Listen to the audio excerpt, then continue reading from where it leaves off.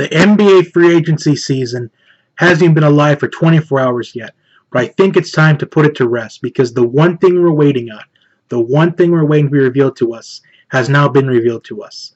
LeBron James is going to be a Los Angeles Laker. This deal is for 4 years and $154 million.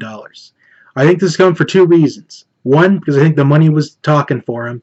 And two, I think the Lakers have a plan in works right now to try to trade for Kawhi Leonard.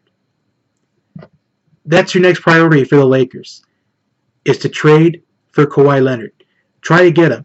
Try to throw everything at the wall that you can. Maybe not literally everything, but try to throw what you can without giving up too much to get Kawhi Leonard. Whether if it's a first-round pick or maybe a handful of draft picks, get Kawhi Leonard, get an all-star to play with LeBron. I think for this to work, they have to get a trade for Kawhi Leonard because now Chris Paul's been eliminated from contention. Paul George has been eliminated from contention. Kawhi Leonard is really the last hope in getting an all-star to play with LeBron James. But even if they do get Kawhi Leonard, you know the Lakers are going to have to be buyers at the trade deadline in order to compete with the Warriors in the playoffs. I know this is a little bit of a big assumption that the Lakers will be in the playoffs, but I think they're talented enough with LeBron James to get to the playoffs with or without Kawhi Leonard. So regardless if they get Kawhi Leonard or not, they have to be buyers at the trade deadline coming up next season. But this isn't really a bad signing for LeBron James. I think the Lakers are kind of one of those teams that are on the rise. They're trying to get relevant again. They got Lonzo Ball. I think he needs some improvement a little bit. Kyle Kuzma, he could have been Rookie of the Year last year. I think he was the third best rookie in the NBA last year. Josh Hart is on the rise. Brandon Ingram's on the rise.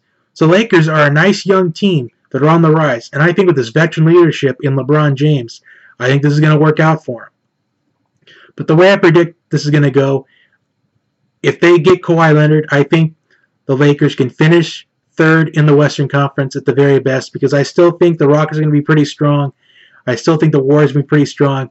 So I think the goal is to try to get the third seed in the Western Conference. But I think the Lakers might be toward that middle of the playoff pack in the Western Conference by the trade deadline. Maybe they'll be 6th or 7th, maybe 5th at that trade deadline. And if they're a huge buyers, which I think they have to be if they're going to want to win the NBA Finals next year. But the Western Conference is going to be a gauntlet. Because now you have the Warriors, the Rockets, and now you have the Lakers with LeBron James. And you still got OKC. And you still got somewhat of the Spurs, who always seem to be in playoff contention. So the Western Conference is going to be a gauntlet this next season. And I think the NBA is going to be watchable again. Because the Western Conference is now that gauntlet. The Eastern Conference, maybe not so much, but just like I'm saying, it's going to be a battle between Boston and Philadelphia every single year now, since LeBron is no longer in the Eastern Conference. So I think the NBA is now watchable again.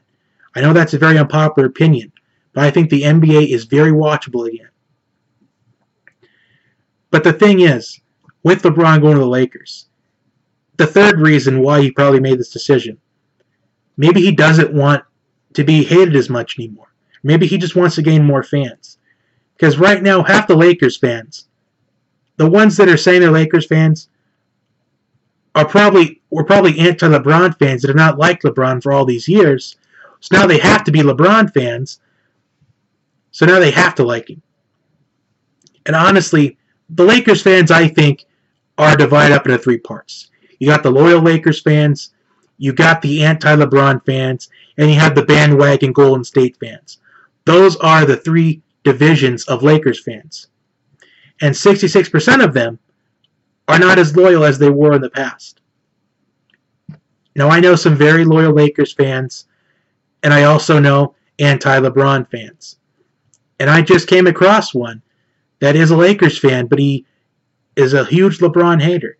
So it's really going to call out people's bluff, like that guy. And I'm not going to say his name because he wants the attention. I'm not going to give the attention that he wants.